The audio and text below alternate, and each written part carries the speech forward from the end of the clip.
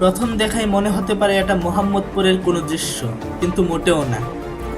এটা রাজধানীর যাত্রাবাড়ি, রায়েরবাগ, শনিয়াখড়া, ডেমরা এলাকার দৃশ্য। আর এখানে প্রকাশ্যেই চলছে কিশোর গ্যাংয়ের মহড়া। এটা কেরানীগঞ্জ না, মোহাম্মদপুরও না, এটা রায়েরবাগ সিটি। এই সিঁড়িতে ঢুকবি, পার খাইতে খাইতে মরবি। যে বয়সে বই খাতা হাতে স্কুলে যাওয়ার কথা ছিল, সেই বয়সে কেউ কেউ জড়াচ্ছে ভয়, দাপট আর গ্যাং কালচারে। সবচেয়ে অবাক করার বিষয় হলো এই ভিডিওগুলো তারা নিজেরাই ধারণ করছে, তারপর নিজেরাই সামাজিক যোগাযোগ মাধ্যমে প্রকাশ করছে, যেন এটাকে তারা বানিয়ে ফেলছে পরিচয় আর ক্ষমতা দেখানোর মাধ্যম।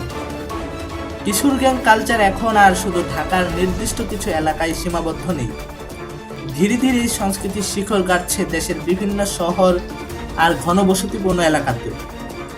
বিশেষজ্ঞরা বলছেন বিষয়টা শুধু ছেলেপেলে পখাটে হয়ে গেছে বলে উড়িয়ে দেওয়ার মতো নয়।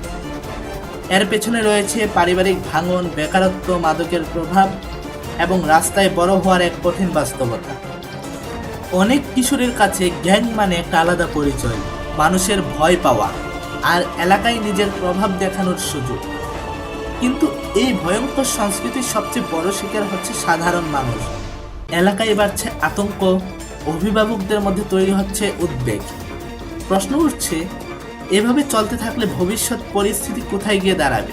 শুধু অভিযান চালালেই হবে না, প্রয়োজন পরিবার, সমাজ আর প্রশাসনের একসাথে কাজ করা। নতুবা সমাজের এই কিশোর গ্যাং আগামী দিনের বড় অপরাধ চক্রে পরিণত হতে পারে।